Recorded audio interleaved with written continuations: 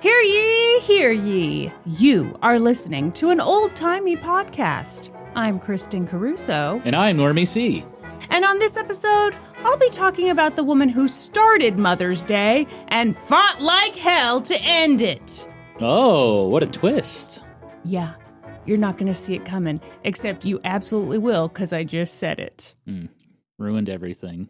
No, this is a wild tale, Norm. You're going to need to buckle up, buddy. When is Mother's Day? Oh, wow, what a terrible It's in May, son. right? God, yeah, okay.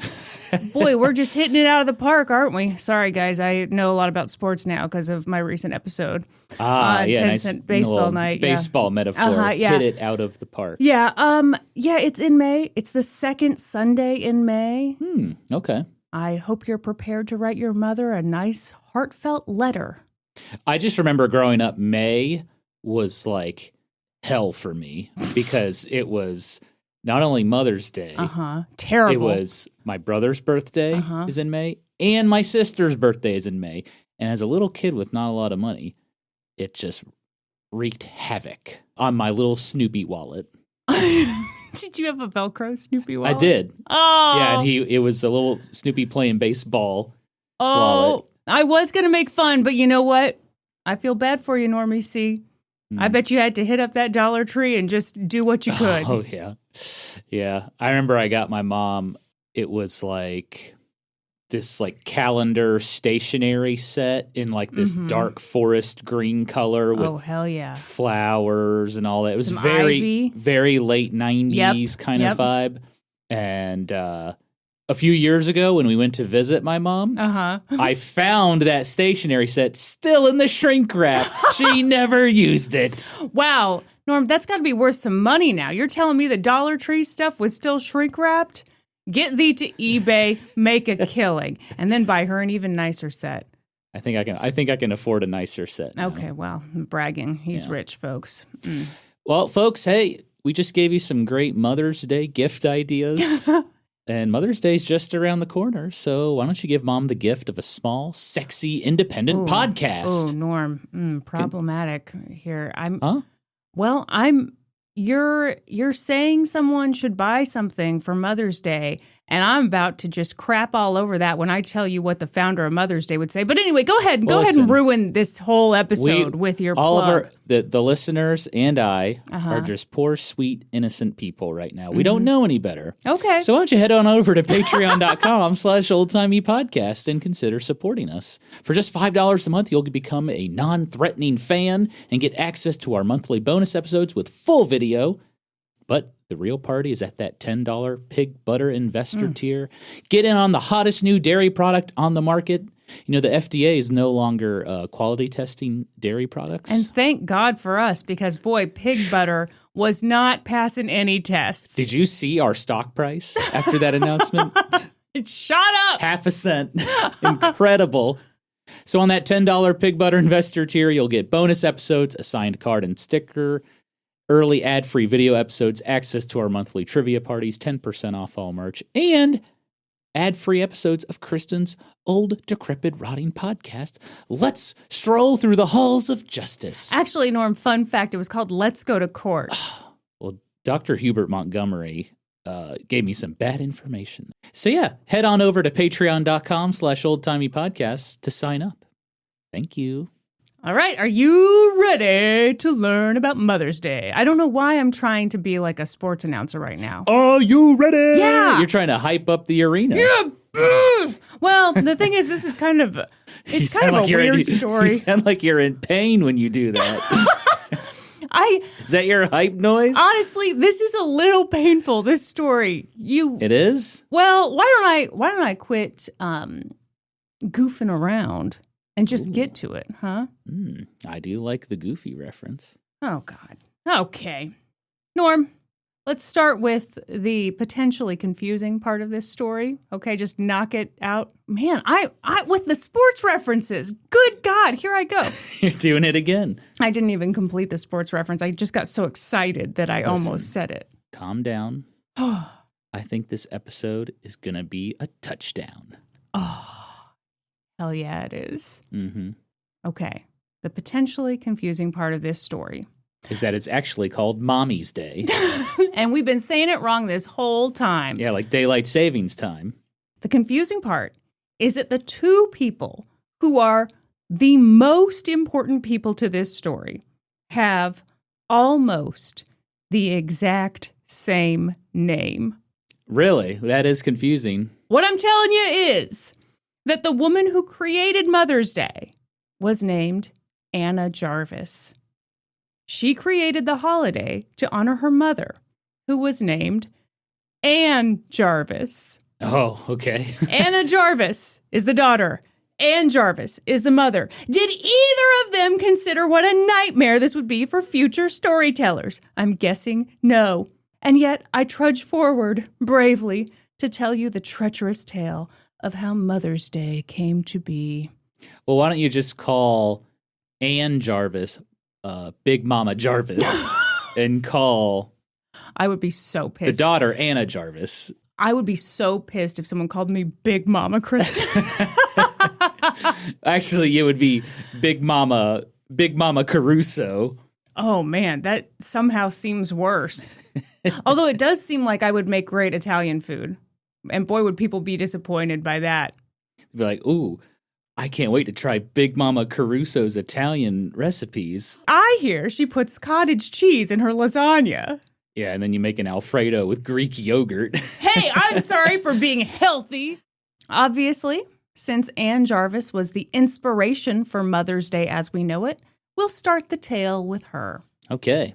First off, probably shouldn't surprise you to learn that Ann Jarvis was one hell of a mother. In fact, Ann was just a really wonderful person. A wonderful person who'd been through hell. She lived in the 1800s, and I'm not talking about the tail end of the 1800s. I'm talking about the real meaty part of it, Civil War times. Yep. And to make things even more complicated, she lived in West Virginia. And that was wild because, fun fact, the only reason we even have West Virginia is because when the Civil War started up, the western part of what was then big-ass Virginia was like, nope, we're breaking off and going Union, baby. We know this story. Hey, it's just a little refresher. Remember, Harper's Ferry was originally in Virginia. Now it's part of West Virginia. Excuse me, sir. This is a Mother's Day tale told by a woman, so why don't you quit interrupting? Ooh. And mansplaining boring wars to us. I wasn't even talking about a war. I was talking about Harper's Ferry. We know what happens next. You know what? I'll shut up. I know my place. So the Civil War was a really touchy thing in shrunken-ass Virginia and the newly formed West Virginia. And Ann Jarvis and her family found themselves smack dab in the middle of it. They lived in Grafton, West Virginia, which was and is a small town, and life wasn't easy. Ann and her husband Granville, which is a very cool name. Granville? Granville. That is a cool name. Right? I've never heard that name before. Me neither. It sounds like a fancy subdivision. It sounds like a Pokemon. Granville. He's like a rock type. I'm sorry. I'm too cool for that. Yeah.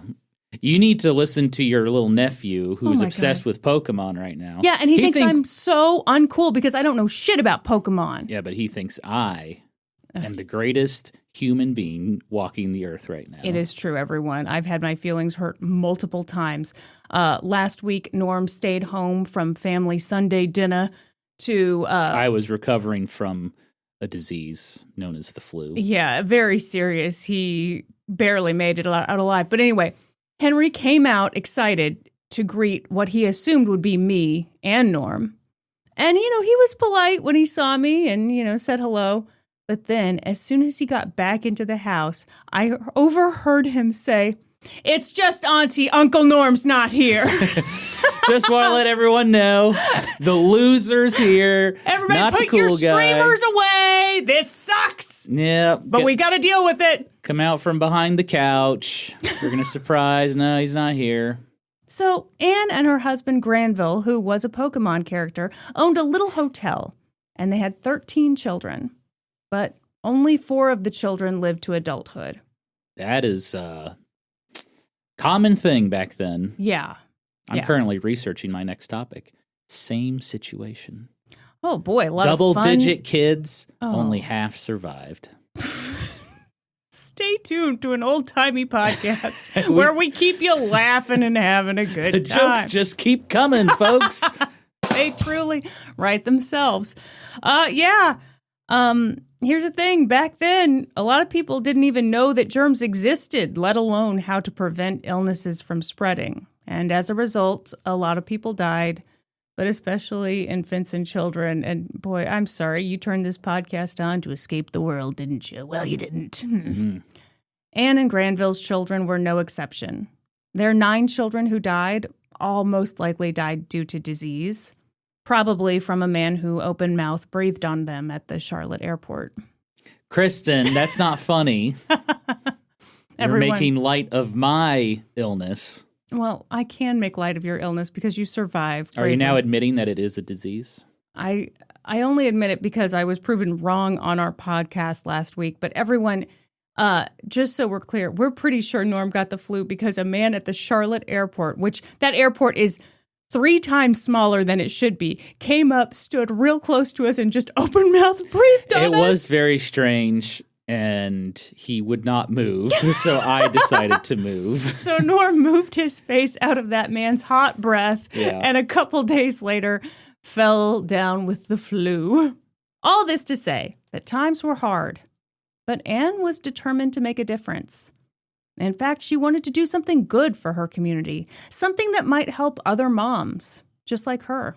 So, through her role as a member of the local Andrews Methodist Episcopal Church, she began running Mother's Day work clubs.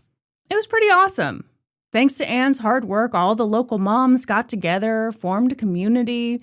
They supported one another. They learned about good hygiene, what to do when a family member got sick. They learned about ways to prevent illnesses, practical stuff like where to put your outhouse so that it doesn't contaminate your drinking water. Because, fun fact, poop Slurpees don't just taste bad, they're also really bad for your health. Very good, Kristin. So this was like did they meet like weekly or monthly? Well, I don't have the meeting minutes right in front of me. Well, I just wanted to make sure this wasn't just like a one-day yearly thing. No, I think they met quite often. Okay. So that's how Mother's Day started. It was... No.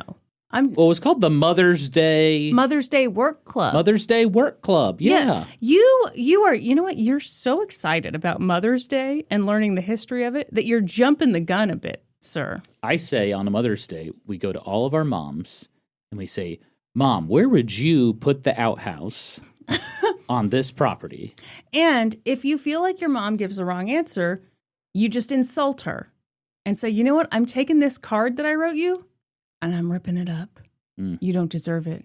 If you had it your way, you'd be serving us poop Slurpees and half of us would be dead. So you want to kill your children, huh?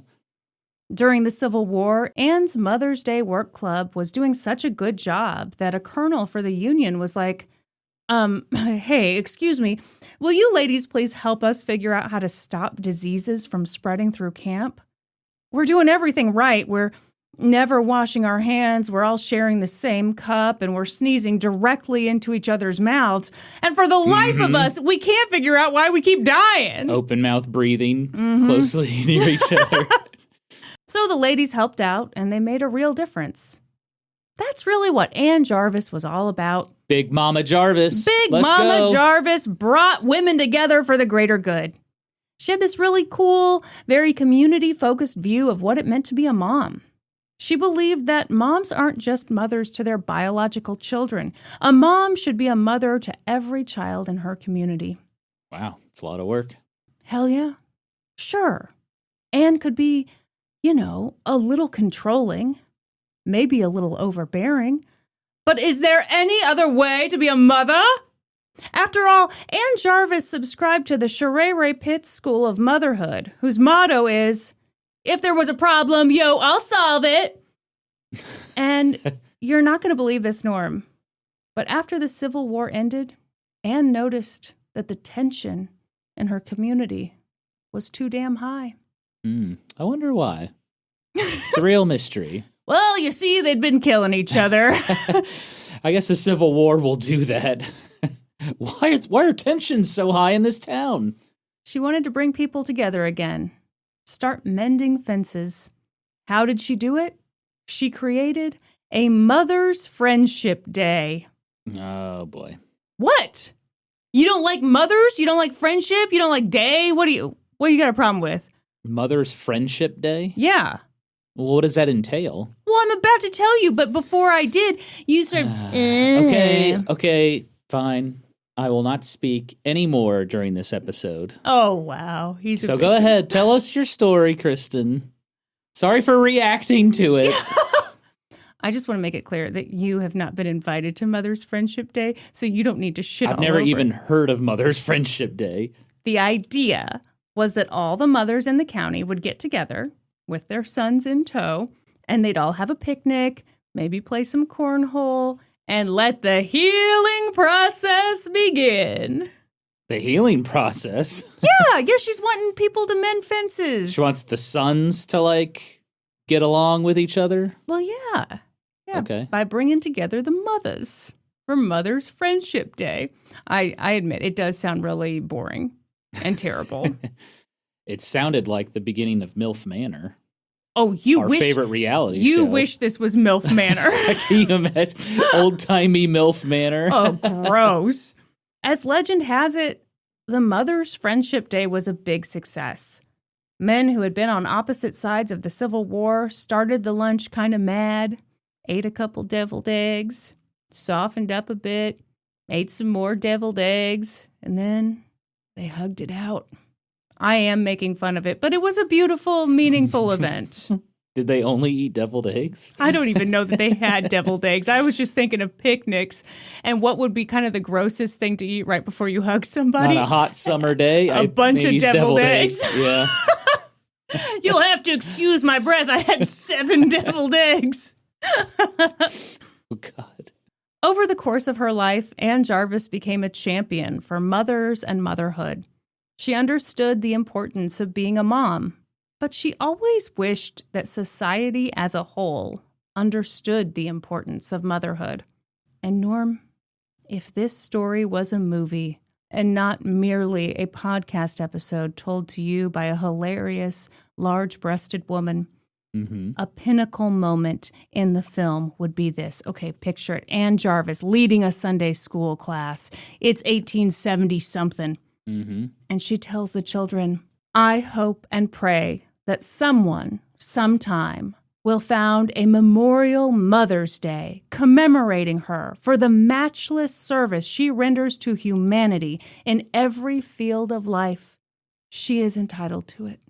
And was her daughter in that Sunday school class? Norm, you are the director of the movie. Because, yes, the camera pans to the children, and in that crowd is 12-year-old Anna hanging on her mother's every word. A Martin Scorsese film, Mother's Day. Little Anna loved her mom. Really, really loved her mom. Anna was Ann's oldest surviving daughter, and the pair had an unusually tight bond. And if you're wondering, gee, did Anna also have an unusually tight bond with her father, Granville? The short answer is no. The longer answer is hell no. You can't be in love with a Pokemon. It's just not natural. It ain't right. It ain't right. If we start marrying Pokemon, what's next? Power Rangers? Can't do it. Hey, I would have loved to marry the Pink Ranger as a kid. Uh-oh. In fact, later in life, when Anna wrote letters home, she always capitalized the word mother and never capitalized the word father. That's passive-aggressive. Yeah. I'm not sure why Anna wasn't close with her father, but I do know that the love that Anne and Anna had for one another was once described by a friend as, quote, a love which was more than love. Whoa. I know, it sounds incesty. I don't think it was. I think it was just real intense, maybe a little enmeshed, maybe a little unhealthy. You decide. Now, did Anne have that same tight bond with all her children? Not so much. No, I mean, when you're that close to one of them, there's so much love to go around. Oh, you don't think there's Plenty of love to go around. I mean, not that intense, you know? Yeah. Ask, if you have siblings, ask your parent which kid she likes the most. Wow. Any good mom is going to say, what? Any good mom will be like, I love them all equally. Uh-huh. But they know the real answer. But then they'll wink at their favorite child. They will. Ding! Yeah. So I mentioned earlier that only 4 of the Jarvis children survived to adulthood. 2 of the surviving children were boys, 2 were girls.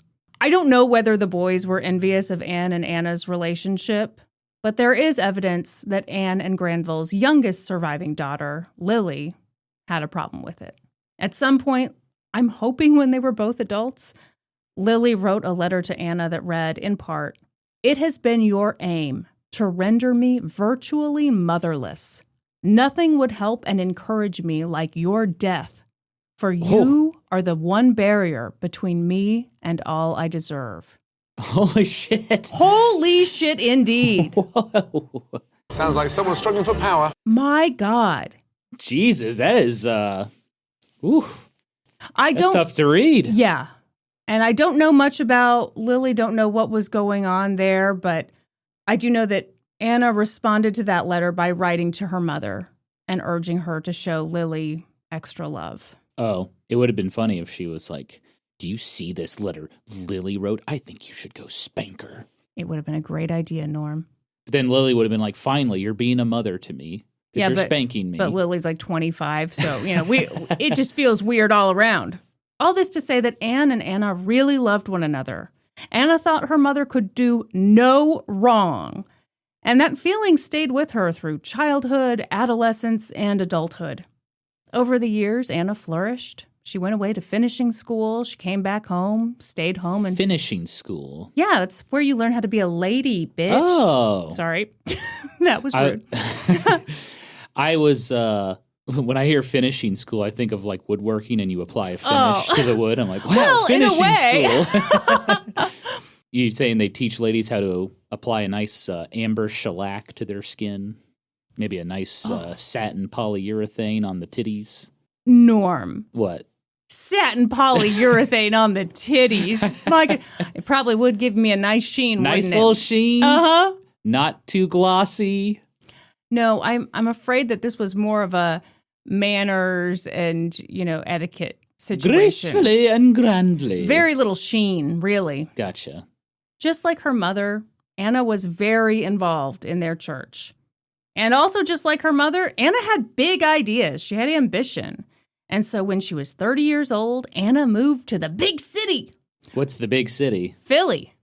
Okay, yeah, that's a big city. Yeah, you were about to be kind of shitty, weren't you? You were like, well, it's a big city. Well, you're coming from West Virginia, you got to wonder, what do they consider the big city? But yeah. Philadelphia, absolutely. Philly will do it. Her brother Claude owned a taxi company in Philly, so she moved in with him, and she got a job working in the advertising department at Fidelity Mutual Life. It was a big deal. She was a trailblazer. She was the first woman the company hired for that role. In other words, she had a career at a time when a lot of women didn't. Now, I don't mean to dump a whole mess of foreshadowing on you, but in that career, Anna learned all sorts of things. Marketing, public relations, networking, the importance of getting things trademarked. Oh, ooh. Now that's a major foreshadow. So, yeah, Anna had a career, but she was also a 30-something-year-old unmarried woman at the turn of the century. Disgusting. I agree. It meant that society viewed her like she was someone with a fabulous collection of hats, but absolutely no pants. Folks, I realize that was a very stupid joke, but I wrote it anyway, and I kept it in. Meanwhile, back in Grafton, West Virginia, things weren't going so hot. Or rather, they were too hot because in 1887, a bunch of buildings caught fire. And feeling hot, hot, hot. I'm really hoping no one was hurt because that would be terrible. I'm sure people were. Anyway, one of the buildings was the Jarvis family's hotel. After that fire, Granville drank more and more. His health suffered, and he died a few years later in 1902. That meant that it was just Anne and her daughter, Lily, still living in Grafton. And the two of them didn't do very well on their own. Lily had developed scarlet fever as a child, Ooh. and she'd gone blind from it. Mm. And by this point, Anne was in poor health. She had dropsy, which is an old-timey term for edema. What's edema? That's when you get a bunch of fluid retention. Mm. I did have a joke in here about dropsy being an old-timey term for clumsy people, but I'm too classy to tell it. And Yeah, so... feel free to congratulate me. So you didn't actually tell the joke. No. Yeah, it's off the record. Yeah, it sure Yeah. is. So Anne and Lily moved up to Philly to live with Claude and Anna. But Anne continued to not do so well. And Anna was devastated at the thought of losing her mother. And to make things worse, Anne wasn't ready to go. One night she said to Anna, "Anna, I must get well. There is so much good work for me to do." But the next night, on May 9th, 1905, Anna Jarvis died with her children by her side. Damn. R.I.P. Big Mama Jarvis. Anna took her mother's death really hard. In the wake of it, she read and reread the sympathy cards that came in. She reflected on how good her mother had been. She'd been the best mom ever.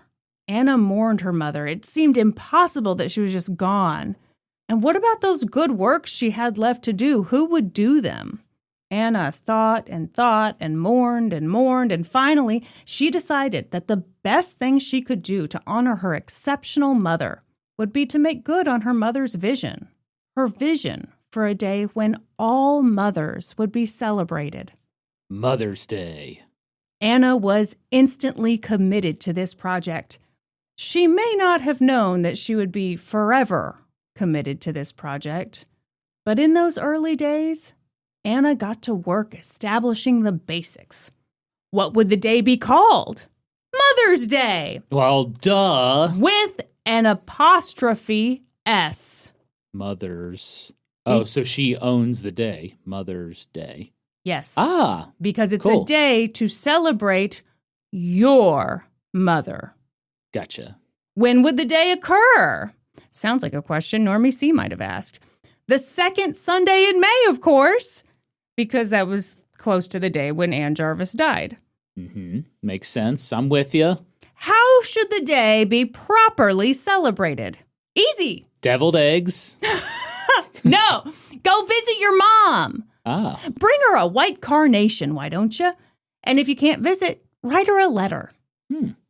And there you have it. Mother's Day. Nailed it. Easy enough. I can't believe this had not been invented already. Ooh, well, Ooh. I don't want to hear about that because this is a totally original idea, blah, blah, blah. Yep, here we go. Norm, Yes. I mentioned earlier that if we're going to name one of Anna Jarvis's flaws, it would probably be that she was a bit controlling. And I hate to tell you this, but the controlling apple didn't fall far from the controlling tree because, boy, howdy, as we're about to see, Anna Jarvis was determined to bring Mother's Day into this world, but she would really struggle with people putting their own spin on it. Oh, no. Oh, this can only end badly. Right from the start, she made the rules of Mother's Day pretty damn clear, okay? Chief among them was that Mother's Day was strictly for celebrating your own mother. Do not go to your neighbors. Thank you, celebrate Norm. their mother. It is not, I repeat, not to celebrate your grandmother, the mother Ooh. down the street, Oh. your fucking sister who has 2 kids. It is to celebrate your mother and your mother only. Wow. But what if you don't have a mom anymore? That is too damn bad. Jesus. This is cutthroat shit. This is very interesting to me because one year, on Mother's Day, I did not send my grandmother a card because I just assumed, well. You were following the purest interpretation of Mother's Day. I didn't know it at the time, but I guess I was. My grandma called my mom to complain that I had not wished her a happy Mother's Day. She was yapping to the captain. Yeah, and so my mom called me Oh, boy. And I was like, I was like in my early 20s or something. Yeah. I was a fresh young adult. Yeah. And I was just like, but she's not my mom. Why would I celebrate her on Mother's Day? Right. I was like, that's your job, Mom. And my mom was like, will you please just send her a text on Mother's Day in the future? So I did every Mother's Day. I always texted my grandma. Yeah, you didn't want to get in trouble. Mm-hmm. Right. And she would always reply, thank you, Norman. Did you ever think about being passive aggressive? Happy Mother's Day, even though you're technically not my mother. But I know you are one. And I know Anna Jarvis, creator of Mother's Day, would not want me sending this text. Yeah, don't tell Anna Jarvis I did this. Yeah. Oh, that's interesting. And for a controlling person, people aren't going to celebrate it like that. Yeah, well, I don't think she did know is the problem. See, here's the thing. When she conceived of a day to celebrate mothers, she had placed that apostrophe with the clearest of intentions, okay? It's Mother's Day, mother, apostrophe S, singular possessive, because on Mother's Day, you can only celebrate your own mother. It's not a plural possessive, because that would be celebrating all mothers everywhere in a general sense. And that is not what Mother's Day is about. It's for your own mom. To make that point crystal clear. Oh, no. Anna created a Mother's Day motto. For the best mother who ever lived, your mother. What, now, I have a question. Sure. Why is she so obsessed with it has to be your mother? Why not celebrate all mothers? Okay, there are a few theories. Actually, the one that comes to mind, it comes from a woman who has written a book about her. She's studied Anna Jarvis extensively. She has put forth this theory that because Anna Jarvis never became a mother herself, she viewed Mother's Day through the eyes of a child. And it's all about that one central figure. I'm not fully on board with that. I think, oh God, I'm kind of maybe stating my opinion on this a little too early. Here, okay. And this is a rough opinion. Okay. I'm just warning you, it's a rough opinion. Historically, a lot of men have dismissed, and a lot of women have dismissed other women as crazy. A woman shares an opinion you don't want to hear. Oh, she's crazy. Oh, she says something you don't like. She's crazy. Anna Jarvis might genuinely be a little off her rocker, I think. Oh, really? I mean, and I'm not saying she's crazy, because I hate that, but I do think she did an amazing thing, but I think she was just like, I kind of don't, well, you know what? I'm going to shut my trap and I'm going to keep yapping about this story, and then we'll all come to our own conclusions. Well, she was in her 30s and not married. Back then, that means you were crazy. So here's the question I thought you were going to ask when I gave the Mother's Day motto, and it's, for the best mother who ever lived, your mother. Yeah. What if you don't have a good relationship with your mom? Well, yeah, and my question was, what if you don't have a mom? Right. And I believe the answer to if you don't have a mom is, well, maybe think about your mom. Make a sacrificial offering to mom. Sacrificial offering? Yeah. What are you going to do? Slit a goat's throat? I don't think that's necessary. Maybe throw a white carnation at the sky. Throw a spear at a toad. I don't know. Whatever you make whatever the fuck you do whatever the fuck you want. I don't know. Anna Jarvis's attitude, if you didn't really have a strong relationship with your mom, was suck it up, buttercup. No one wants to hear about that. Go celebrate your shitty mom. She's the only one you got. I might be paraphrasing. Perhaps that's healthy. Perhaps the greatest irony in this whole Mother's Day story is that Anna always said that she wanted to make good on her mother's vision for creating a day to honor mothers. But what Anna actually created and would spend the rest of her life defending wasn't really what her mother had in mind when she talked about setting aside a day to celebrate mothers. Her mom had been very community-minded. She probably would have liked the idea of a Mother's Day where people got together, helped one another, and mothers, gasp, in general, were celebrated. I mean, yeah, that's what she was doing in West Virginia. Right. But Buddy, let me tell you something. That was not, absolutely not, what Anna had in mind.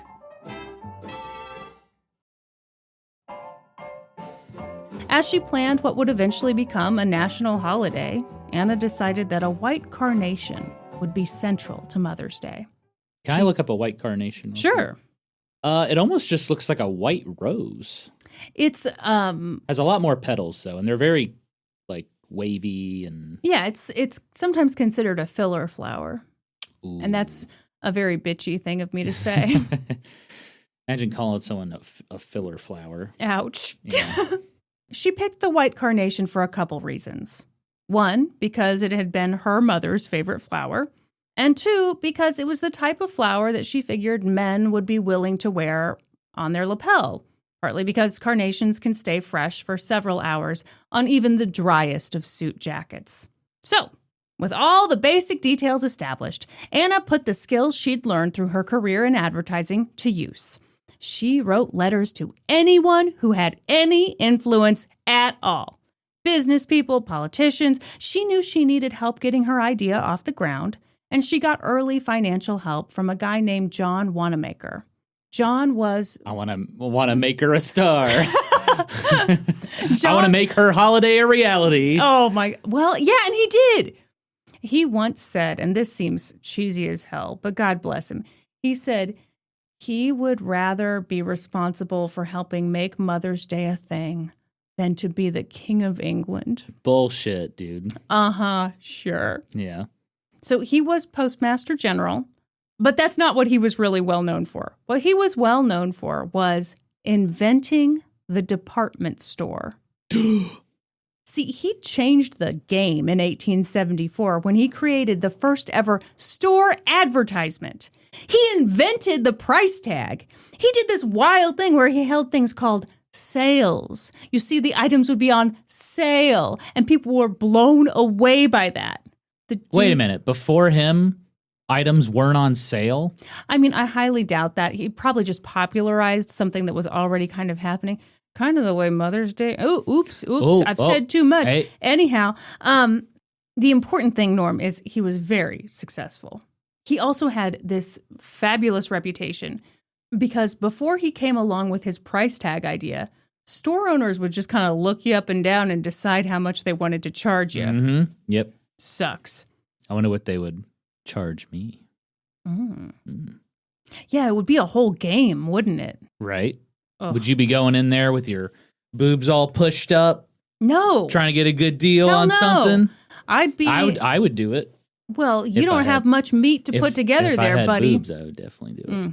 Maybe I can put a big old bulge in my pants and lean on the counter. And, Uh-huh. So, how much for a 8-ounce bag of those peanuts, buddy? Wow. Ooh.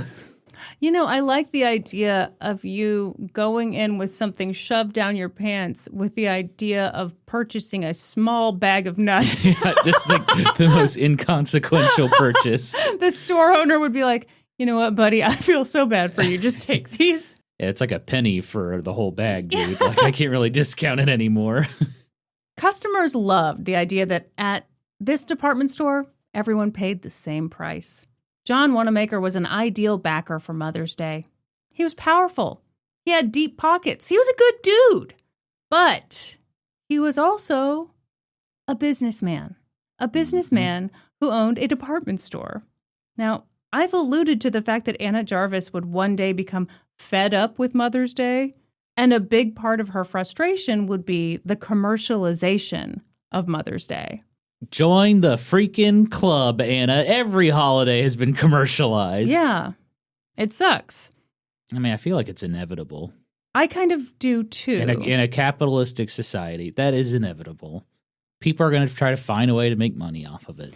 Norm, I'm going to say that's a very healthy way to look at it. It's inevitable. Right. Anna Jarvis did not have that healthy outlook on it. She fought tooth and nail. You're not going to win. Oh, boy. So here's the thing.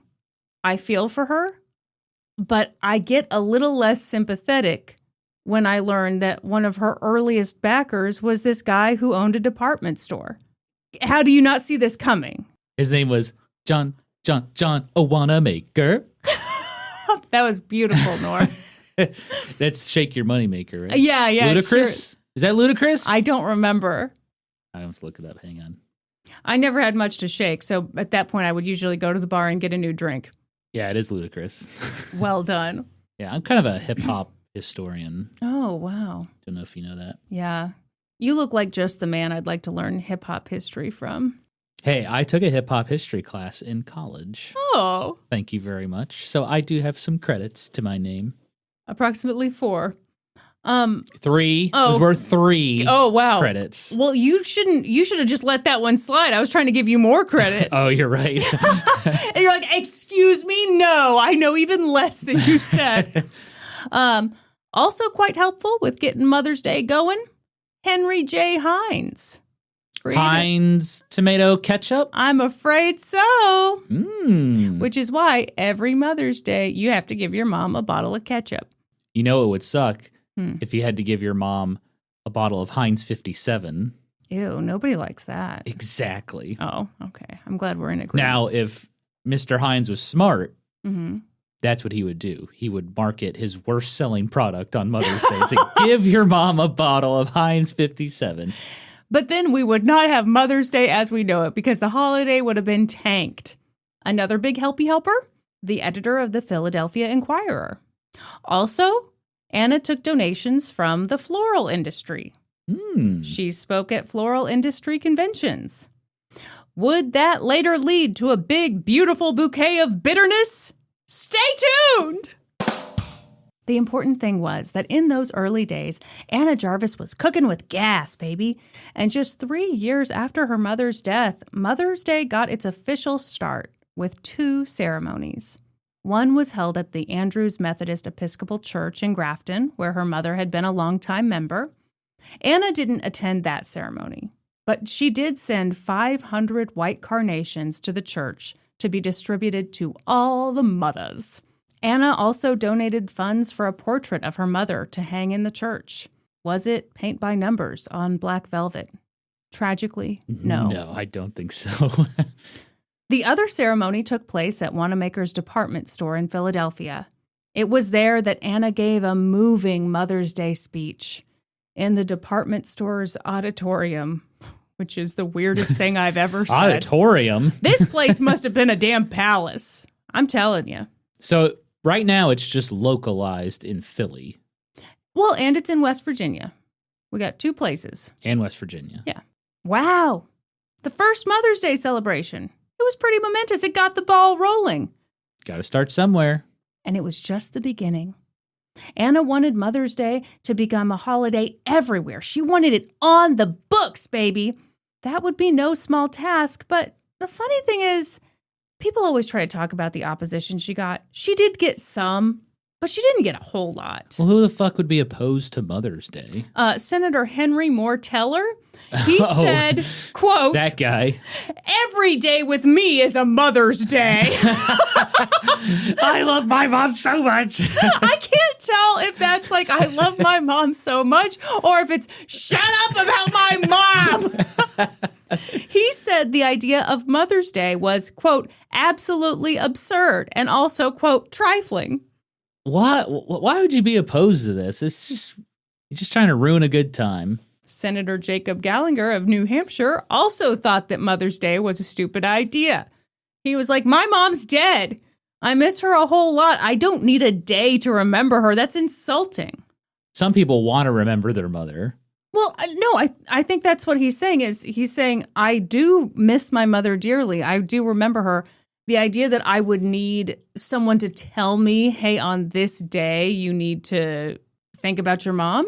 Well, it's an appreciation for mothers. Like, think about all the wonderful things your mother did for you. And yeah, I know she's passed away, but you can have a day of remembrance, maybe. Sure. One thing I saw that I actually thought was kind of funny and not a bad point was someone was like, well, if we're going to have a Mother's Day, what's next? We're going to do Father's Day, Grandparents' Day. Like the A is like, of course. maybe. And we've got it, baby. But, Norm, as you pointed out, yeah, for the most part, people didn't really want to go on record as being against Mother's Day. What would their mommies say? And so Anna got a lot of green lights. The next year, in 1909, 45 U.S. states celebrated Mother's Day. Wow. I know. So did Canada, eh? Hey. So did Mexico. Olé. Oh. It was kind of nice. When you say the state celebrated Mother's Day, how does that look? Does the governor declare it's Mother's Day in Missouri, or like? That's a good point and a good question. I know there were some states where the political leadership said, this is an official thing. I think in these early days, it was probably a lot less official than that. But it was just being celebrated in general on a much bigger scale. Gotcha. Just 1 year after this first ceremony. Okay. And it was really nice. In an era with a lot of social change and income inequality, it was nice to see people come together because everyone was just arguing about everything. Whether women should have the right to vote, whether workers should have the right to organize, whether businesses should face any regulations at all. The answer is, of course, no. Do we even care if children work 16 hours in a factory? I sure don't. The refreshing thing about Mother's Day was that it was just nice. Just nice thing. Hey, you know what else they were arguing about during this time? What? Daylight savings time. Yeah. And we're still arguing about it today. Cheers. It was great because Anna wanted Mother's Day to become even bigger. It wasn't enough that so many states across America were celebrating her day. It wasn't enough that President Teddy Roosevelt responded to her letters or that President William Howard Taft responded to her letters, probably while stuck in a bathtub. Oh, that's not nice. Well, no. And I know that was a rumor for a long time and it's been disproven, but I just really like the idea of it. You know how they got him out of that tub? Greased him up. Yeah, pig butter. And to think that pig butter is just really an emerging market now. Well, how do you think we got the idea? Yeah. Well, Carrie Nation was all about her pig butter. I thought it was John Brown. I'm forgetting pig where butter is from the Carrie Nation episode. Oh, excuse me. Kristin. You need to get with the old-timey lore. Okay. You study up. It's your own damn podcast. I've been present for every episode. Which I just is crazy. have a terrible memory. It's crazy that you didn't know then. Anna wanted Mother's Day to become a national holiday. That was the next big goal. So she wrote more letters. Every politician got a letter. In 1910, West Virginia named Mother's Day a state holiday. Yay! But not enough. Oh. She kept working and kept working. But it was a funny thing because with success came drawbacks. See, more and more people were celebrating Mother's Day. Mm-hmm. Except, oh my God.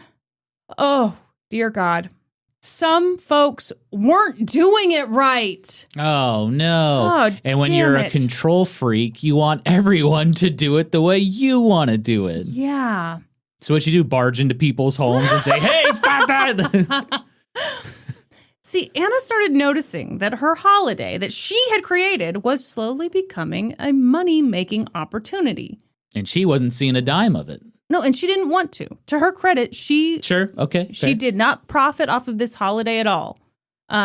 She noticed, to her great horror, that some people, instead of writing a letter to their mother on Mother's Day, went out and, Norm, they went out and bought these things called greeting cards. Oh, from Hallmark? God, I hope not.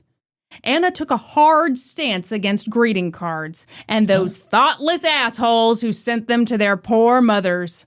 She said, quote, "A maudlin, insincere printed card or ready-made telegram means nothing except you're too lazy to write to the woman who has done more for you than anyone else in the world." I don't think I've ever heard someone who is anti-greeting card. Yeah. This is a first for me. Yeah, she's telling you to take that Mother's Day card and shove it up your beehole. It promotes laziness. Not promotes, it is lazy and unthoughtful. Ooh. Wow. She also noticed that all of a sudden, white carnations became more expensive around Mother's Day. Now, I do feel obliged to point out this could just be an issue of supply and demand.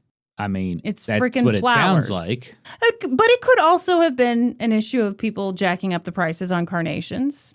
Sure, because if Mother's Day is getting popular and that's the flower, then yeah, take advantage. Either way, Anna hated it. Another thing she hated? This sudden influx of people buying candy for their mother on Mother's Day. I would like to read to you a quote in which Anna Jarvis simultaneously destroys greeting cards, boxes of candy, and any asshole bold enough to send them both. Are you ready? Oh my, okay. She said, quote, "A printed card means nothing except you are too lazy to write to the woman who has done more for you than anyone in the world. And candy? You take a box to Mother, then you eat most of it yourself. A pretty sentiment." Well, wait. That's a bold assumption. I felt personally attacked because I feel like I probably have been guilty of that in my younger years.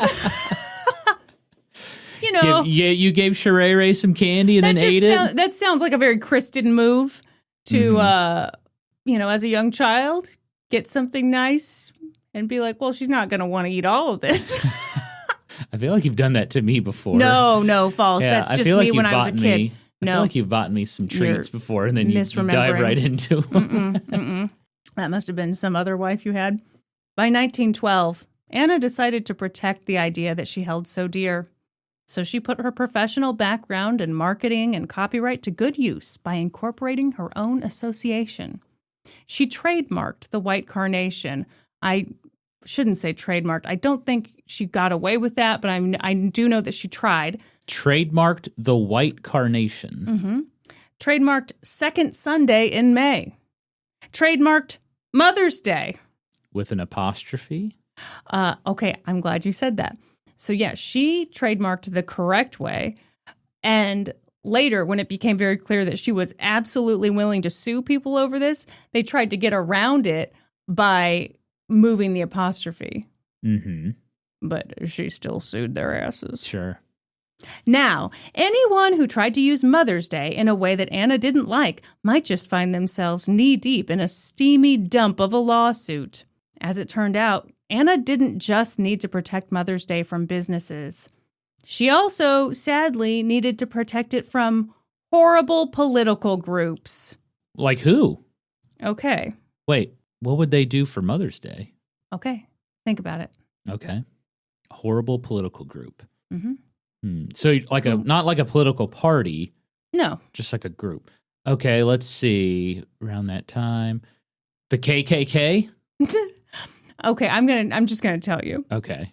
Around this time, a lot of women were working really hard to get the right to vote. Yes. And some shitty groups who were against women voting tried to use Mother's Day for their own agenda. Like, oh, yes, let's celebrate Mother's Day. And while we're on the topic, don't we all agree that what women really need to focus on is just being moms and not voting ever? Yeah, okay. And of course, the suffragettes were like, hey, dumbass, if your mom's good enough to raise you and you love her so much, maybe she should be able to vote too.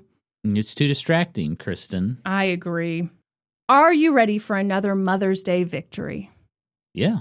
Buckle up, because in May of 1913, the House of Representatives passed Resolution 103, that as a token of our love and reverence for the mother, the president and his cabinet, United States senators, representatives of the House, and all officials of the federal government are hereby requested to wear a white carnation or some other white flower on Sunday, May 11th, in observance of Mother's Day.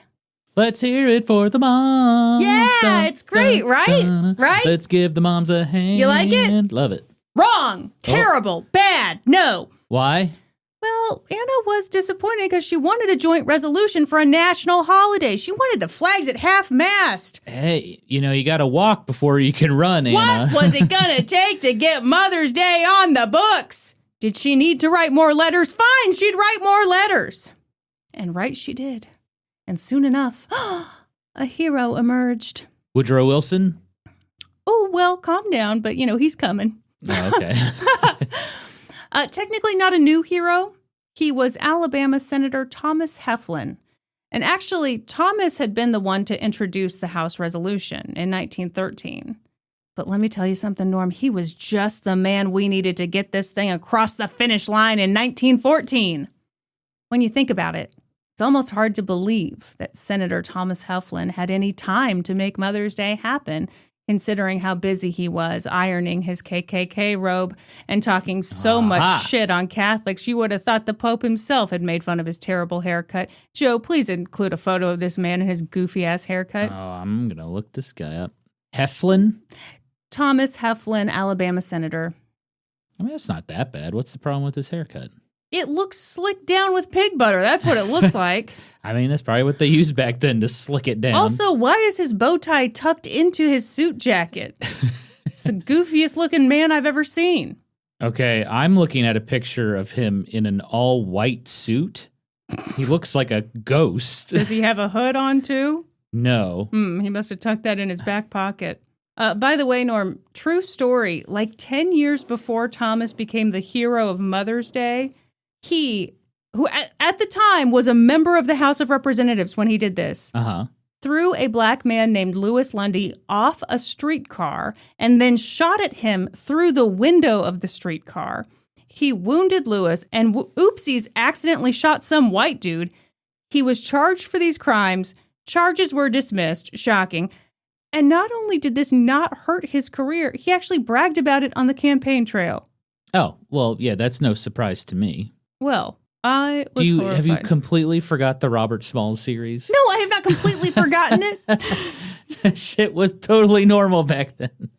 Anyhow, like I was saying, in 1914, that crusty dickhole introduced a joint resolution. Whoa, hey. Well, no, he deserves it. Yeah, we'll call really. him the crusty dickhole. He introduced a joint resolution to make Mother's Day a national holiday, and it passed unanimously because everyone loves their moms. And President Woodrow Wilson, waiting in the wings, signed it with a flourish. Yay! It was official. Mother's Day was a national holiday. Celebrate your mom, but not some other mom. Don't do it wrong, or you'll be haunted by Anna Jarvis's ghost. Okay, that's the end of the song. This is a great song. Thank you. Woodrow Wilson. Uh-huh. Very problematic, but he brought us daylight saving time and Mother's Day. Oh, what's the problematic stuff? Oh, we probably don't have time. Future topic? Future topic? Yeah. He screened Birth of a Nation. Oh, that's right. He sure in the White did. House. He sure did. He was he's a Southern Democrat, so I think that's all we need to say. I think what we need to say is crusty dickholes all around. That's a disgusting thing to say. That is a very graphic. What if someone's listening to somebody. this and they want to recommend it to their mom? Listen to this episode of an old-timey podcast. Now they can't recommend it to their mom because you keep bringing up crusty dickholes, Norm. You're the one that said it. You're ruining it. And, I do want moms to listen to an old-timey podcast and sign up on our Patreon at patreon.com/oldtimeypodcast. You should only want your mother to listen.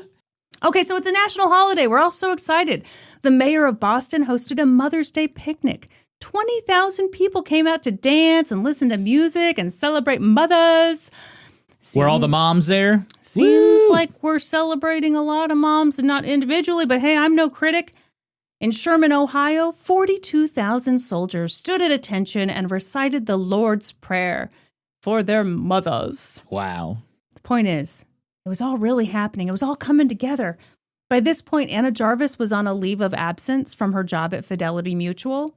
But the leave of absence ended up being permanent because Mother's Day, the promotion of it, the protection of it, it had become her full-time job. So she was getting paid for this? No. I'm about to tell you how she's doing this. Okay. She was able to make that work because when her brother Claude passed away, he left everything to Anna. And he'd had a very successful taxi business. He left her millions of dollars. Oh, shit. She'd also been a shareholder in the business for a while. So, she'd done okay. So Anna was able to continue working to make Mother's Day a global phenomenon. She wrote to leaders all over the world. She kept every piece of correspondence. Eventually, when her home became so stuffed with stuff that she could barely move around, she just bought the place next door and stuffed it with stuff, too. That's the solution. Oh, my God. It's like when there's too much shit in your house. Uh-huh. And so you go get a storage unit. to put more shit in there. Yeah, except this is the richer version of I'm going to buy a whole damn house. This is the rich version for sure. Mother's Day became Anna Jarvis's whole identity. She never married, never had children. She was the mother of Mother's Day. Think of it like that. I have thought about it like that. And I keep thinking I'm going to get to this mythical place in this story where I tell all my opinions. And I'm like, I'll probably just forget by the time I get to that mythical place. But I do think there's something to be said for that. Like, she's the mother of Mother's Day. But, and I'm saying this not a mother myself, but I think that probably one of the hardest parts of being a mom is accepting that you let your child out into the world. Yep, it's all grown up now. It's got to be independent. It's on its own. Yeah, but even before that, like, I think it would be so hard. You drop them off at school. You don't know what's going to happen there. Like, you just, they talk about it like, oh, what's that saying about, like, it's like watching your heart walk around without you. Like, it's just your everything. And so what I think a mom has to do is accept that she can't control everything. Yeah. And she shouldn't control everything because you want the child to grow and flourish and become their own person. And I think that's kind of one of the ironic things about this story is like, yeah, she's the mom of Mother's Day, but it's growing. She didn't know how to let go. Right. As time passed, Anna couldn't accept that she'd created something much bigger than herself, something she couldn't control. But damn, did she sure try. Sometimes people would say that Woodrow Wilson had founded Mother's Day. He'd done it. And she would say, all he did was sign it. I did all the work, which is true. Fair. Just want credit where credit's due. Sometimes people would say that Julia Ward Howe was the founder of Mother's Day. After all, she'd started something very similar way back in the 1870s. But Anna Jarvis didn't want to hear it because it wasn't the same, damn it. Who's Julia Ward Howe? She's a woman who a lot of people also say was the founder of Mother's Day because she started something very similar in the 1870s. Okay. And yeah, she deserves some credit. But also, yeah, if we're looking for who made this thing a national holiday, Anna Jarvis was the driving force. But yeah, you would think she could be a little generous to the other people. Nope, they get nothing. Yeah. The thing that Anna could never accept was that she had wanted Mother's Day to become this big thing, you know? But in order for it to become a big thing, it had to be bigger than her. It had to grow beyond her control. And she'd done it. She'd made it a national holiday. And that meant that it was now officially beyond her control. Well, yeah, you can't enforce Mother's Day nationally. You're one person. Really? You can't? She's going to try, but it's not going to work. Oh, it's going to be ridiculous. Oh, boy. As the years went on, she fought harder and harder for control of her holiday, namely by going after anyone who sought to make money off of it. Even John Wanamaker, the department store owner who had given her financial backing, became an enemy. Excuse me, his name's pronounced John Wanamaker. I am so sorry. Yeah. She once went into a tea room at his department store around Mother's Day, and she noticed a Mother's Day salad on the menu. Ooh, sounds delicious. Do you know what was on the salad? I know what became of that salad. Really? What do you think Anna Jarvis did when she saw a Mother's Day salad on the menu at this place? She lost her ever-loving mind. Could you be more specific, please? And just know that you don't need to be real reasonable or cool about it. Did she walk back in the kitchen and start flinging lettuce everywhere? Get this shit off the menu. This is not how you celebrate Mother's Day. Norm, I will tell you what she did. She saw the item on the menu. She ordered that menu item. And she dumped it on the floor. She did, and she stormed out. She did pay for it. She did pay for it, but man, she threw it on the ground. I'm an adult.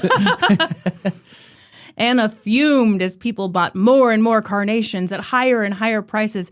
It was getting out of hand. At one point, 4 men in Philadelphia were arrested for stealing 2,000 carnations from a greenhouse because they were like, hey, we can make some money off these. Hell yeah.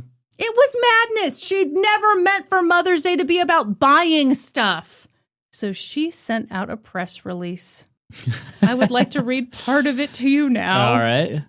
What will you do to rout charlatans, bandits, pirates, racketeers, kidnappers, and other termites that would undermine with their greed one of the finest, noblest, and truest movements and celebrations? I'm sorry, did you say pirates? Also kidnappers. Arr, I got you a white carnation eye patch for Mother's Day. Arr, arr. Arr, are you going to finish your candy? Arr. We're stealing this booty for me, mother. First of all, yeah, that's too much. That's too much, Anna. You don't need to call them all that. Also, can you imagine starting a holiday and referring to it? First of all, not wanting to give any credit to anybody else who may have been involved, but also calling it one of the finest, noblest, and truest movements and celebrations. Norm, what we're doing here on an old-timey podcast. Yes. It's without question one of the finest, noblest, truest podcasts ever. Don't you agree? And anyone who disagrees 100%. is a charlatan, a bandit, a pirate, a racketeer, and a kidnapper. They're all termites. I don't see a problem with anything of what you just said. Yeah, I don't exaggerate. I just come up with the finest, noblest, and truest podcasts. That's what I do. Yeah. So, yeah, she sent that out, and, people really didn't do anything because... Well, who's going to take her seriously with a press release like that? Be like, whoa, this lady is crazy. By 1920, Anna was officially done with flowers. She told people, do not buy flowers for Mother's Day. You can't control an entire nation, Anna. Okay, Norm. Okay, you're saying you can't control this. But she does do something to try to stop people from buying flowers. What do you do? What do you think she came up with? To stop people from buying flowers? Uh-huh. I mean, do you try to associate the flower with something bad? So then people will stop buying them? That's hilarious. I never thought about that. That's actually really funny. Like, well, I heard white carnations represent... What? Uh-oh. Norm's I'm trying to think of something. I'm trying to think of something terrible. Uh-huh. Oh, boy. I heard a white carnation means you actually want to kill your mom. Oh, wow. Yeah, so don't get them. Mm-hmm. But then those pirates and termites in the floral industry will be like, give her a red rose instead. Walk the plank. No, here's what Anna did. She had thousands of buttons made that had like white carnations on them, and she gave them away to people for free, hoping that would stop the demand for flowers. Like, you just, hey, you've got this button. No. That's all you need. No. A free button? That shit will get lost in a day. It'll be in the packet drawer. Uh-huh. you won't see it for 20 years. Yep. Yeah, shocking to everyone. This did not stop the demand for flowers on Mother's Day. Florists tried to reason with her. They appreciated their new profits, and they rightly pointed out that they weren't the ones who started this trend. They're like, hey, Anna, I hate to break this to you. We're not the ones who told people, oh, go buy white carnations. You started this. And yes, we are profiting and we are grateful, but like, what a reasonable take. Quit calling us termites, Yeah. man. Okay, now, are you ready for the ultimate misread of the century? Here we go. The Florist Telegraph Delivery Association really wanted to just, calm this thing down, wanted to make things right with Anna Jarvis. So they went to her and they were like, hey, what about this idea? Could we give you a commission on every carnation that we sell on Mother's Day? Would that be all right?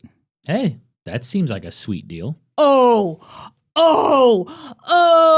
Norm, you've never been more wrong in your life. That is a good deal. She's not trying to profit. She's calling anyone who makes a profit a fucking termite. And here you are offering her a commission. She lost her ever-loving shit on them. She wrote that florists, quote, take the coppers off a dead mother's eyes.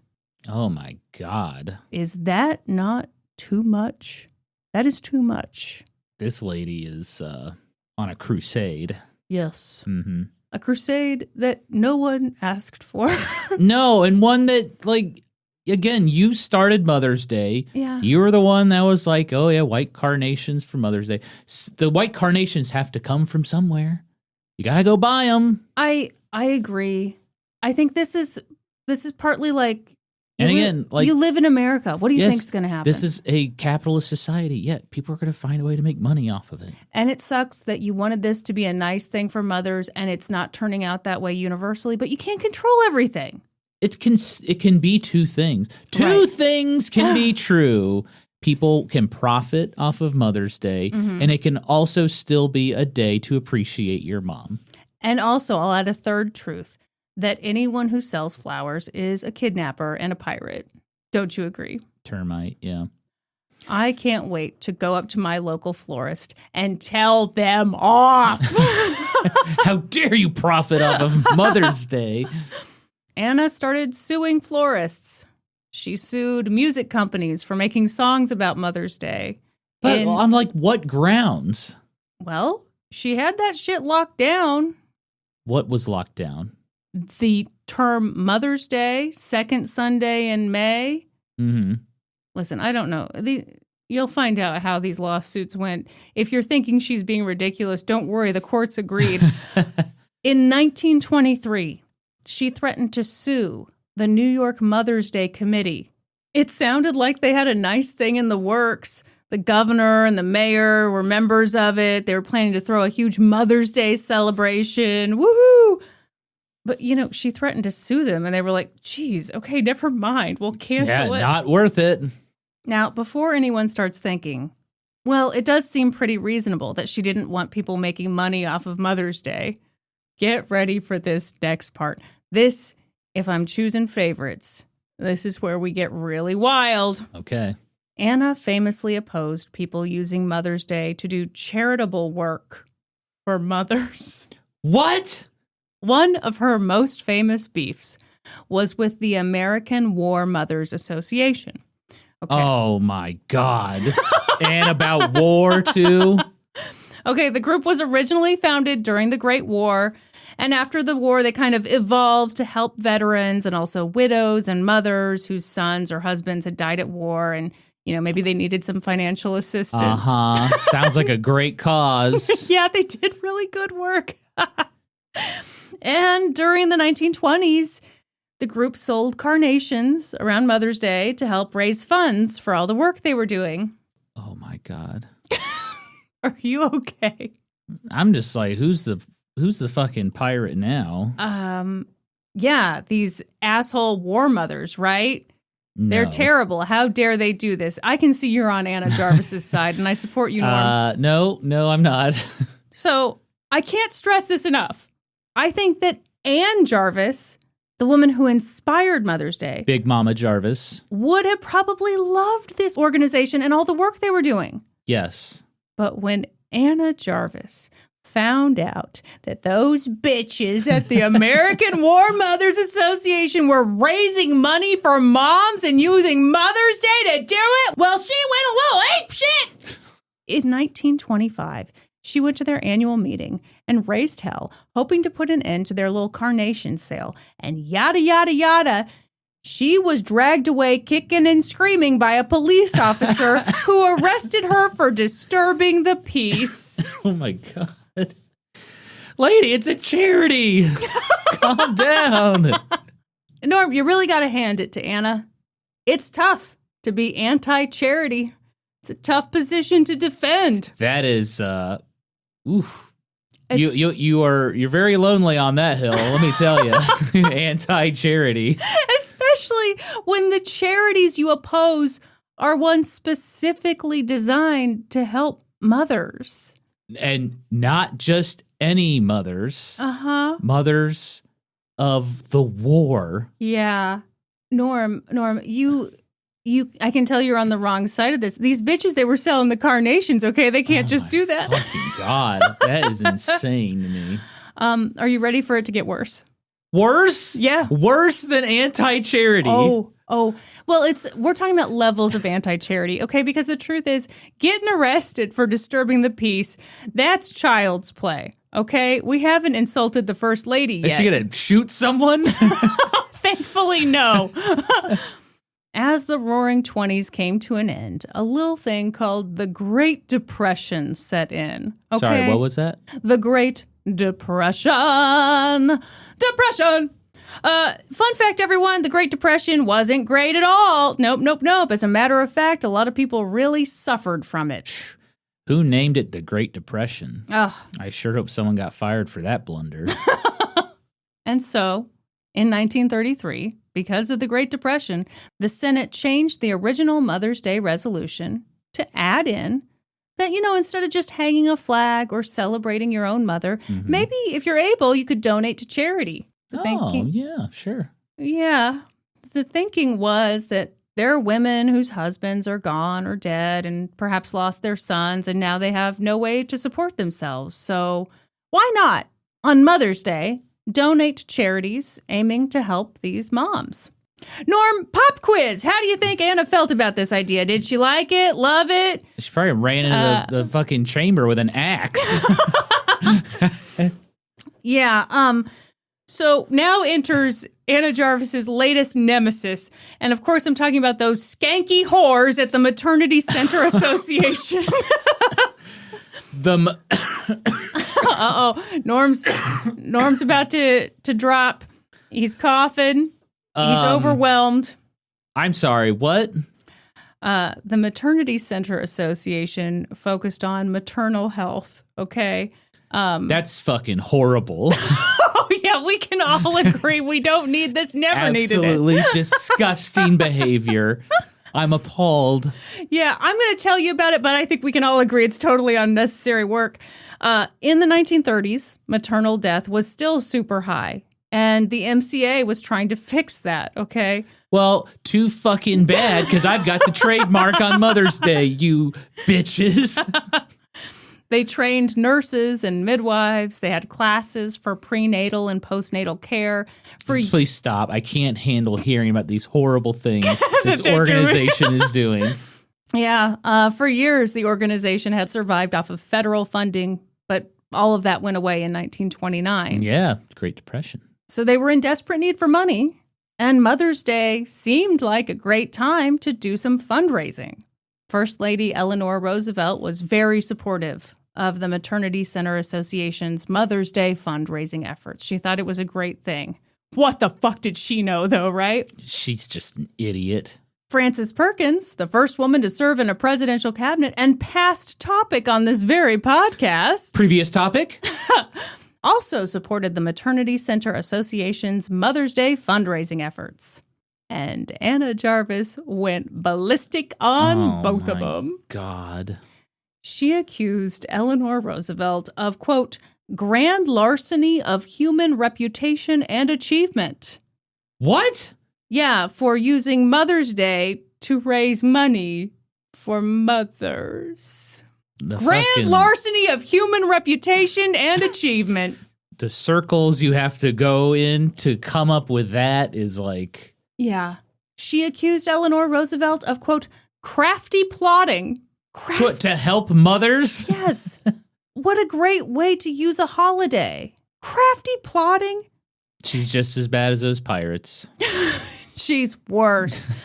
She referred to raising money to combat maternal and infant mortality as, quote, the expectant mother racket. Lady, know your audience. Mother's Day, come on. She sent telegrams to FDR, letting him know that she did not appreciate what his wife was up to.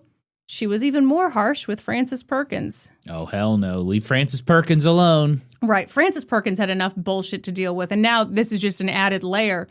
She accused Frances Perkins of using federal money to help the MCA steal Mother's Day. Oh, my God. Hilariously. Steal Mother's Day? What does that mean? See, this is again, her bullshit. She's trying to make it hers. But by putting this out into the world, making it a national thing, trying to get other countries to sign on, guess what? It's not yours anymore. It's everybody's. and you do not have control over it anymore. Well, and it's like you wanted people to celebrate this day, and they are. And you can't have it both ways. You can't be like, this is my day, but also I want everyone else to celebrate it too. oh, but you can have it all the ways. That's like on your birthday, dropping hints to everyone you see. Oh, it's my birthday today. It's my birthday today. I don't think it's anything like that. I think it's like saying, it is my birthday. I want the entire world to celebrate in this one specific way. And what if, by some miracle, the entire world is like, okay, all right, Kristin, we will celebrate your birthday. And then I'm like, the exact way I want it, damn it. And don't you raise money for charities. I want a McGriddle for breakfast with a hash brown. I want everyone to eat a McGriddle for breakfast. Now, why the hell did the McGriddle prices shoot up? We don't know. Mm-hmm. So, hilariously, she also wrote to Frances Perkins and asked her to resign. Frances Perkins did not resign. Spoiler alert. Don't know if you've listened to the episode. Damn, it's weird you didn't mention this in the Frances Perkins episode. It's almost as if it doesn't matter at all. When Anna Jarvis rallied against charities, she often said that she didn't believe that the money was going where it was supposed to go. Okay, well... Here's the thing. There are scenarios where money doesn't go where it's supposed to go, but that's not a reason to be anti-charity. And also, going with my own opinion here, I don't think that's the real reason she hated this. No, of course not. I think she showed her whole ass when she said this. She said that she didn't like that charities were helping moms around Mother's Day because this was not a day to feel bad for moms or help moms. It was only a day to appreciate moms and not moms in general, your mom specifically, damn it. Yeah, I'm sure those moms struggling with their sons dying in war. Oh, don't give me any help. I don't want to be pitied. I only want to be appreciated. Yeah. No, go ahead and give me a helping hand. Yes. Again, the irony of her own mother, this whole thing of, oh, it shouldn't be about telling mothers what to do. Well, your own mother really helped her community by telling other mothers, hey, this is where you should put the outhouse. This is what you should do. Proper hygiene during the Civil War. And I'm sure there is a way to do that in a condescending manner, but hopefully it wasn't. And when people's lives are at stake, who gives a shit? You're not going to put your outhouse there, are you? It's going to look stupid. But the drama wasn't over. Pretty soon, those awful women from the American War Mothers lobbied FDR and the Postmaster General to put out a stamp? Yeah. Yep. Mother's Day stamp. Uh-huh. Yep. Well, I bet she went to the freaking post office and took a big dump on the floor or something. What's she going to do this time? First, I have to tell you how terrible it was. Norman would say Mother's Day right there on it. The image would be of Whistler's mother. Anna was incensed. This was thievery. This was tomfoolery. So she got a meeting with FDR and she let him know just how pissed she was. And finally, he was like, okay. Geez, we will remove the words Mother's Day from the stamp. But just to be dicks, the post office added a vase of white carnations to the stamp. So it's kind of an undercover Mother's Day stamp. Wait, did FDR actually respond to this woman? Yeah. I think sometimes when somebody is this wound up, it's like, okay, who cares? Don't show them any attention. Nope. I think that's the wrong tactic. Really? Yeah. I think you just work around it. By this point, Anna was exhausted, and as am I. This is ridiculous. I think the entire nation was exhausted. She was running out of money. Her brother had left her millions of dollars, but those millions had dwindled, not just because of the Great Depression, but because she'd been suing the pants off of everybody, and that's a very expensive thing to do. And buying buttons for so people. So many buttons. By 1944, it's estimated that she had 44 lawsuits pending. Jesus. How old was she at this point? Oh, gosh. She would have been, I believe, in her 80s. Yeah, I was going to say. Or late 70s. She's not even going to live to see these cases go through. And maybe that was FDR's logic. He's like, how much longer am I going to have to deal with this lady? Well, he didn't have too much longer either. Wow. Spoilers all around. Sorry. By that point, Anna Jarvis was so disgusted with what her holiday had become that she decided, I brought Mother's Day into this world, and I'll take it out of this world. Oh, dear God. Yeah, she kind of ripped off Bill Cosby, which is problematic too. And she began walking the streets of Philadelphia, collecting signatures with the intent of ending Mother's Day. What? Imagine getting that petition, walking through the city. Oh, God. Okay, what's her justification for ending Mother's Day? That it basically has gotten out of control. It's not what it was supposed to be, so we should end it. I would not sign that. It was just really sad. Anna was old. She'd built her life around Mother's Day, and now she wanted the day to end. She still lived with her sister Lily, but now Anna was starting to go blind too. Except it was either an issue of she didn't want to accept that she was going blind, or, who knows what was fully going on there. But it said that she believed that she was being held in a room that kept getting darker all the time as some sort of punishment. Finally, in 1944, Anna Jarvis was placed in a sanatorium in Westchester, Pennsylvania. So, an insane asylum. Yeah. Lily didn't go. She stayed alone in the home that they'd shared. And Lily died alone in that house 2 months later from carbon monoxide poisoning. Oh, shit. Yeah. That's sad. The silent killer. Anna Jarvis lived for several years in the sanatorium. She died from heart failure in 1948. She was 84 years old. She died without a penny to her name. But, according to legend, it was members of the Florists Exchange who all pitched in and quietly paid her bills.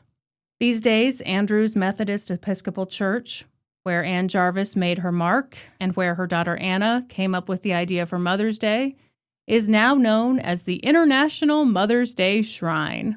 Oh, wow. Plaque alert indeed. Wait a minute. And that is the story of how Mother's Day came to be. Wow. Who knew the person that created Mother's Day wanted to destroy it completely by the end of her life? I really hate it. I gotta say, it's really sad. Yeah, it's a much darker story.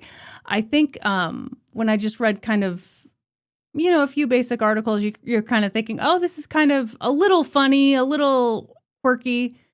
But the deeper you get into it, it's just sad. It is. I just can't imagine spending most of your life trying to control this thing you can't control. And it's a wonderful thing you made for people. Right. People really enjoy it. And right. Can't see the beauty in it. Can't see the joy. This is a lesson in control and letting go. Yeah. And moving on. Yeah. We could all learn from this story, folks.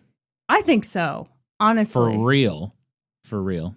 Yeah. I mean, it is funny because I do think about stuff in my own life, and it's every now and then life has to kind of hit you upside the head and be like, yeah, this is outside of your control. You can't do a thing about this.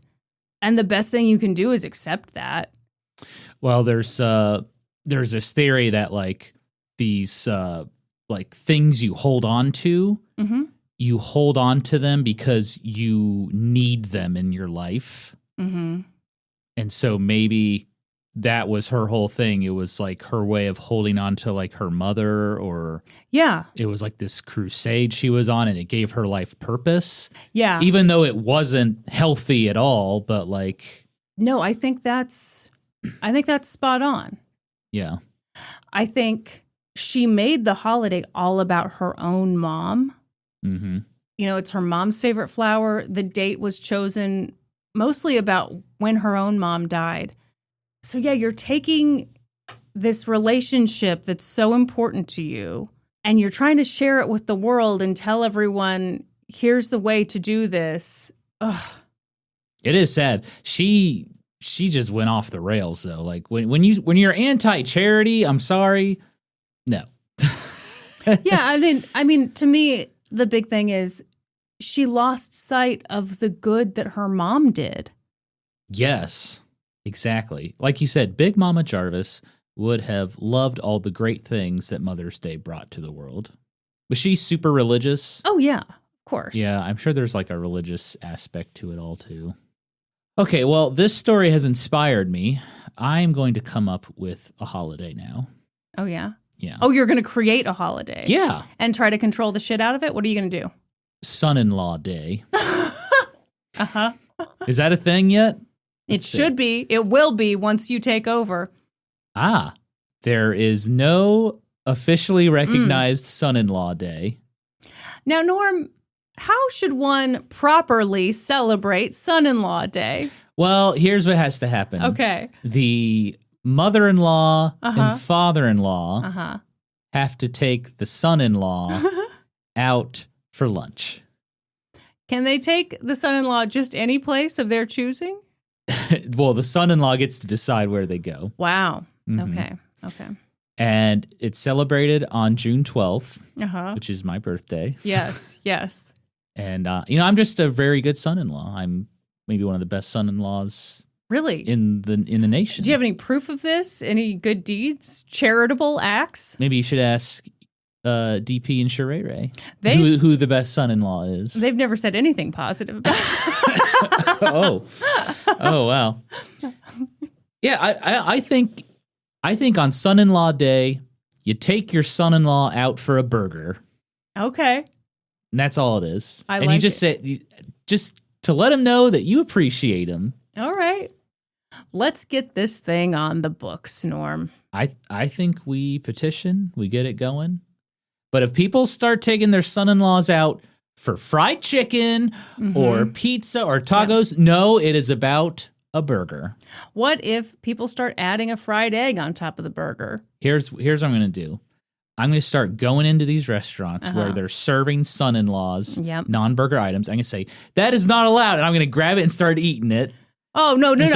No, you've got to. No. Ooh, this is good. No, you cannot serve this to your son-in-law.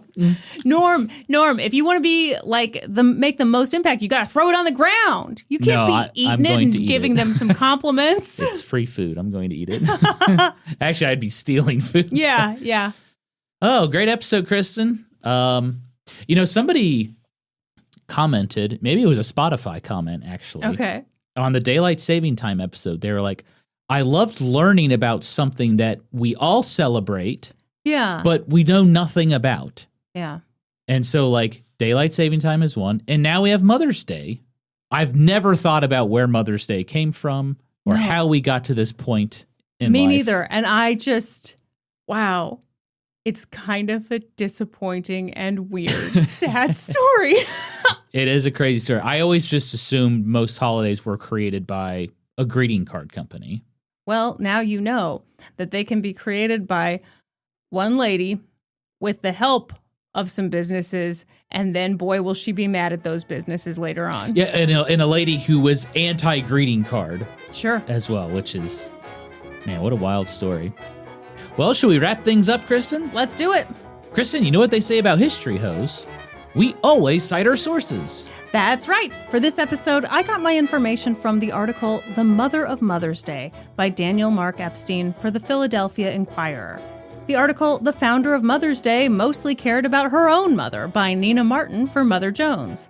The article Anna Jarvis, The Woman Who Regretted Creating Mother's Day by Vivek Venema for BBC. Plus more. Check the show notes for a full list of our sources. That's all for this episode. Thank you for listening to an old-timey podcast. Please give us a 5-star review wherever you listen to podcasts. And while you're at it, subscribe. Support us on Patreon, patreon.com/oldtimeypodcast. Join the Reddit community, r/oldtimeypodcast. Follow us on Facebook and YouTube and Instagram at Old Timey Podcast. You can also follow us individually on Instagram. I'm at Kristin Pitts Caruso and he's at Gaming Historian. And until next time, toodaloo, ta-ta, and cheerio! Goodbye. Bye.